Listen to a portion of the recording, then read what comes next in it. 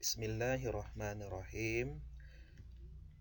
Assalamualaikum warahmatullahi wabarakatuh. Oke, kembali kita bertemu dengan bidang studi Islam kelas 7. Dan materi kita pada hari ini adalah respon terhadap dakwah Nabi Muhammad SAW ketika di periode Madinah. Ini kita lihat bagaimana ilustrasi respon yang dihadapi oleh Nabi Muhammad SAW ketika berdakwah di Madinah, dan akan kita bahas selanjutnya. Kalau kita ilustrasikan di sini ada perang Badar, perang Uhud, dan perang Khandaq. Baiklah, anak semuanya, kita lihat peta konsep tentang materi kita pada hari ini. Peta konsepnya yaitu respon terhadap dakwah Nabi Muhammad SAW di Madinah. Yang pertama itu ada perang Badar, perang Uhud, dan perang Khandaq. Yang pertama kita lihat itu perang Badar. Ini respon yang pertama, yaitu kita sebagaimana disebutkan sebelumnya itu perang Badar. Perang Badar hal demikian disebabkan atau dipicu oleh rasa iri kaum kafir Quraisy terhadap keberhasilan Nabi Muhammad SAW dalam menguasai dan mempersatukan masyarakat Madinah.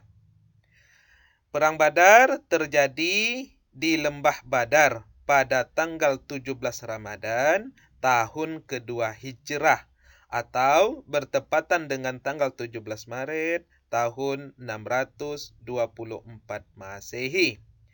Pasukan umat Islam berjumlah 303 orang dan dipimpin oleh Nabi Muhammad SAW langsung.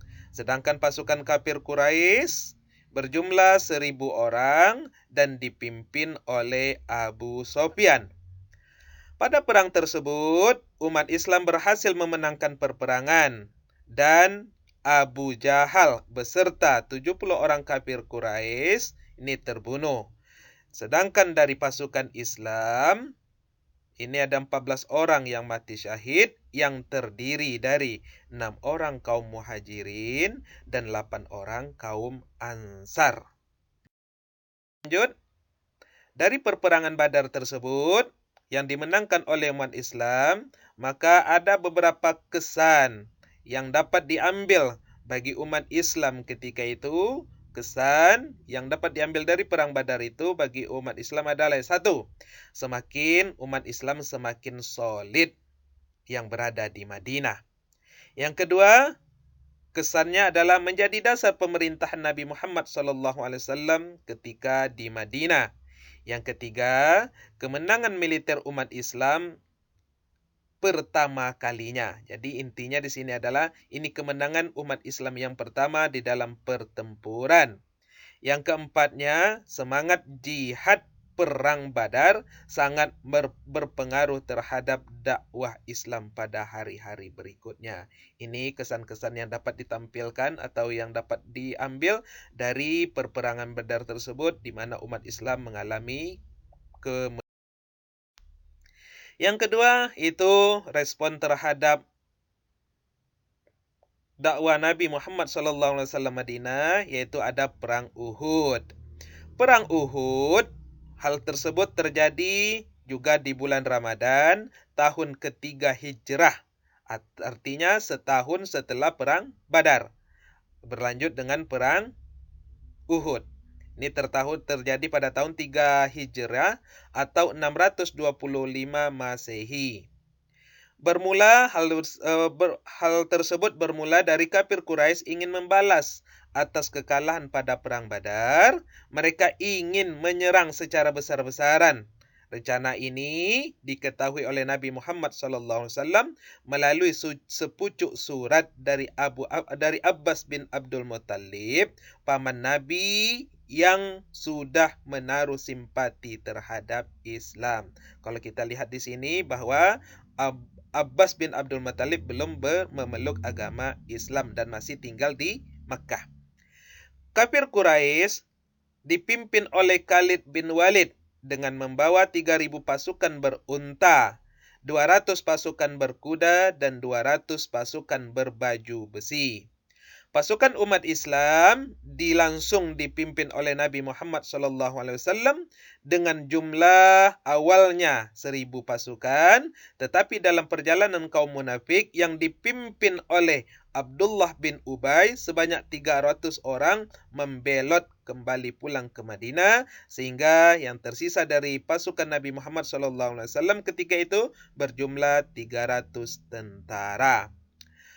Pada awalnya, dalam perang tersebut, umat Islam berhasil memukul mundur kafir Quraisy yang berjumlah 3.000 tersebut, tetapi pertempuran hampir selesai. Pasukan pemanah umat Islam meninggalkan posisi untuk mengambil harta rampasan.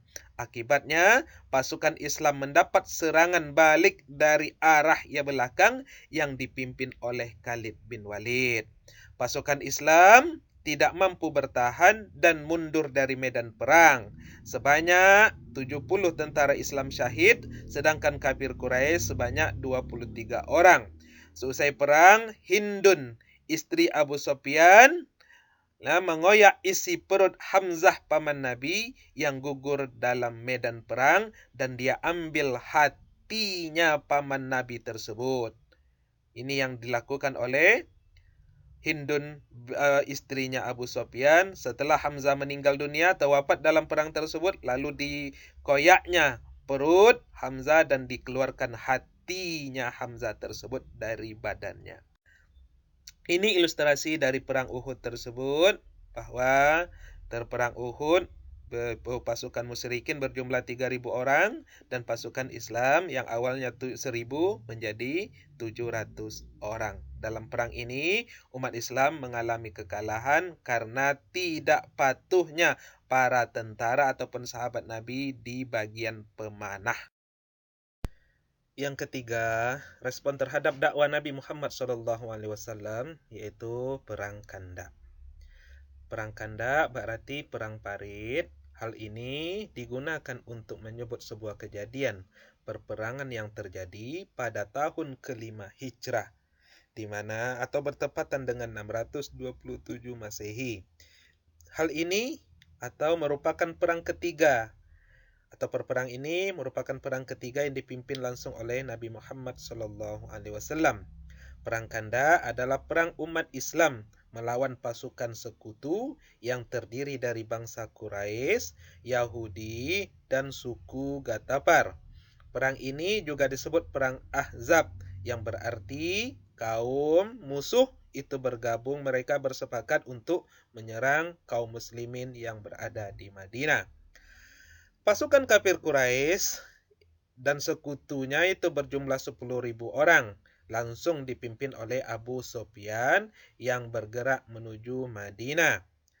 Ketika Nabi Muhammad SAW mendengar berita tersebut, beliau pun mengadakan musyawarah dengan sahabat. Dan ketika itu Salman Al-Farisi tampil mengusulkan agar untuk mengatasi serangan dari kaum kafir Quraisy dan sekutunya tersebut, dibangun parit besar yang mengitari perbatasan kota Madinah sebagai pertahanan, dan sahabat pun dengan usulnya Salman Al-Farisi tersebut, mereka menyetujuinya.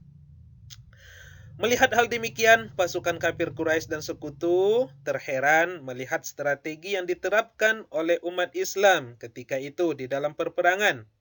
Setiap kali mereka akan menerobos, pasukan umat Islam dengan mudahnya dapat menggagalkan usaha kaum kafir Quraisy dan sekutunya untuk menyeberang atau menyerang umat Islam ketika itu.